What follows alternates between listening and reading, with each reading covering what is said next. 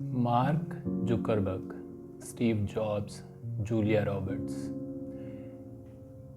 ऐसे कई नाम हैं जिनका जीवन कैंची धाम आने की वजह से बदल गया। यहाँ तक कि महाराज जी के शरीर त्यागने के बाद भी कैंची धाम आकर कई लोगों का जीवन बदल गया। पर क्या आपको ये पता है कि कैंची धाम कैसे बना? आखिर महाराज जी ने इसी जगह का चुनाव क्यों किया? इसको बनवाते समय किस प्रकार की मुश्किलें सामने आई और महाराज जी ने उनका निराकरण कैसे किया, ये सभी हम जानेंगे आज के वीडियो में। पूरी जानकारी लेने के लिए वीडियो में अंत तक बने रहिएगा और यदि आपने हमारे चैनल को अभी तक सब्सक्राइब नहीं किया है तो कर लें, ताकि महाराज जी से जुड़े रोचक प्रसंग आप तक तुरंत पहुंचे।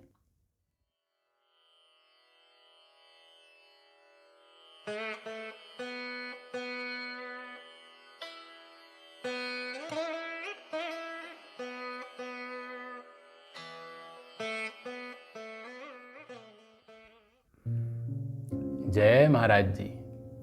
मैं हूं हरीश मकचवाड़ी बिस्ट। महाराज जी से जुड़े प्रसंगों की श्रृंखला में आपका स्वागत है। तो आइए शुरू करते हैं कैंची धाम के निर्माण का प्रसंग। कैंची धाम के निर्माण का प्रसंग बड़ा ही विचित्र है। इस धाम का निर्माण ऐसी जगह पर हुआ है जहां पहले घना जंगल हुआ करता था और जंगली जानवर रहा करते थे। इस स्थान के एक भाग में मृत बच्चों को जलाया जाता था। स्थानीय लोगों का विश्वास था कि यह स्थान भूत प्रेत से ग्रस्त है। सन 1942 में कैंची ग्राम के रहने वाले श्री पूर्णानंद तिवारी जी नैनीताल कचहरी से पैदल ही गांव लौट रहे थे। अंधेरा होने को आ गया, उन्हें कोई सवारी नहीं मिली। जब वे खुफिया गांठ नामक स्थान पे पहुंचे तो उन्हें भूत प्रेतों का डर सताने लगा। उन्होंने देखा कि पैराफिट पर कंबल लपेटे स्थूलकाय व्यक्ति विद्यमान है। उन्होंने सोचा अब भूत से सामना हो ही गया। किंतु जब उस व्यक्ति ने उनका नाम लेकर पैदल आने का प्रयोजन पूछा तो तिवारी जी की जान में जान आई। फिर भी वे सशंकित बने रहे। श्री तिवारी जी ने उस व्यक्ति के चरण स्पर्श किए तो साधु ने कहा, डर मत, आगे ट्रक मिल जाएगा तुझे। श्री तिवारी जी को तब विश्वास हुआ ये कोई असाधारण महात्मा है। उन्होंने पूछा, महाराज फिर कब दर्शन देंगे? तो महाराज ने कहा, 20 साल बाद।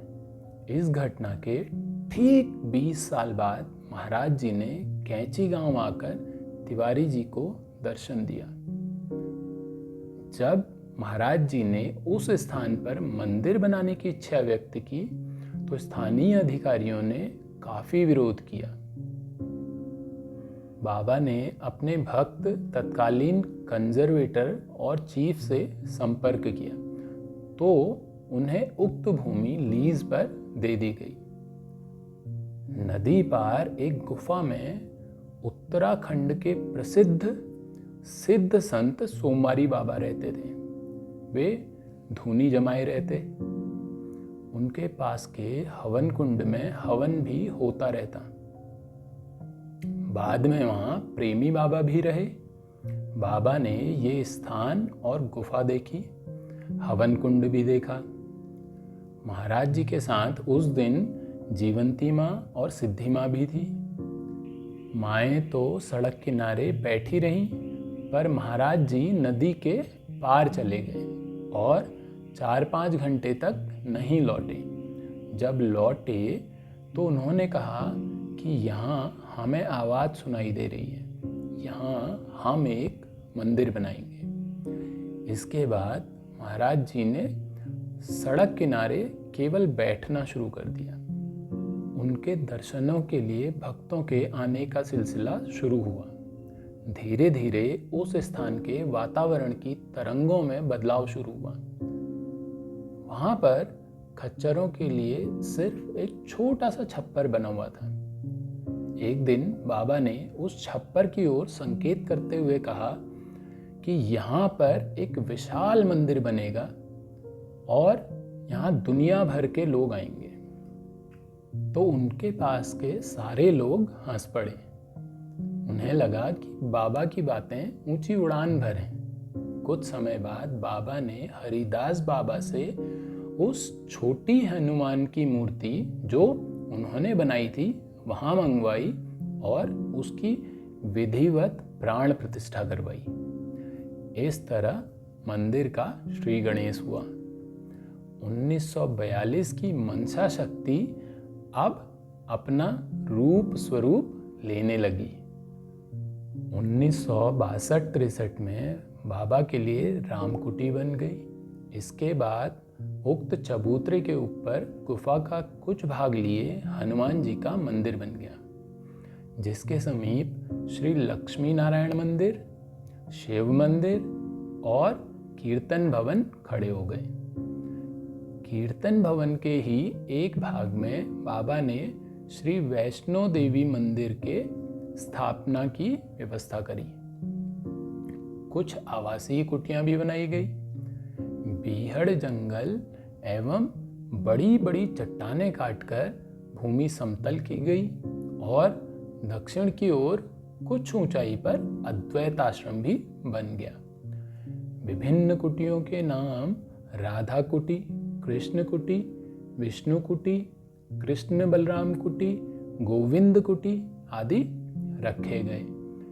जिस गुफा में सोमवारी महाराज रहते थे वह मंदिर के पीछे अभी भी विद्यमान है।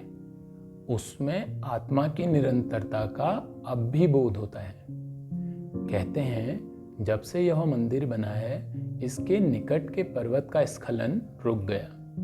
कैंची में हनुमान जी की मूर्ति की प्राण प्रतिष्ठा के समय महाराज जी प्राय अधिकांश समय इधर उधर ही रहे।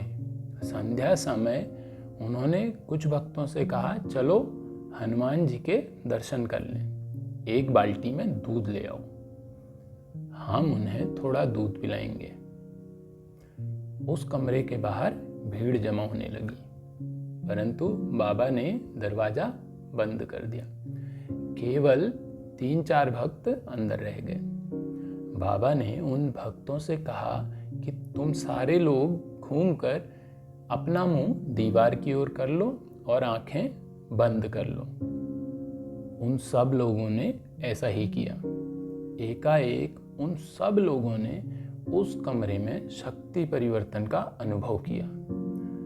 बंद आंख की पलकों से उन्हें तेज प्रकाश का अनुभव हुआ और पेय पदार्थ पीने की आवाज सुनाई पड़ी। जब उन्हें दीवार की ओर से मुंह हटाने की अनुमति मिली तो उन्होंने देखा कि वह बाल्टी खाली है। थोड़ा दूध जमीन पर गिरा था और कुछ बूंदें हनुमान जी के मुंह से टपक रही थी। महाराज जी ने जमीन पर पड़े दूध को उठाकर सब भक्तों में प्रसाद के रूप में बांटने की आज्ञा दी। तो ये तो था कैंची धाम के निर्माण का प्रसंग। ऐसे ही महाराज जी और कैंची धाम से जुड़े प्रसंगों को सुनते रहने के लिए हमारे साथ बने रहिए। धन्यवाद। जय महाराज जी।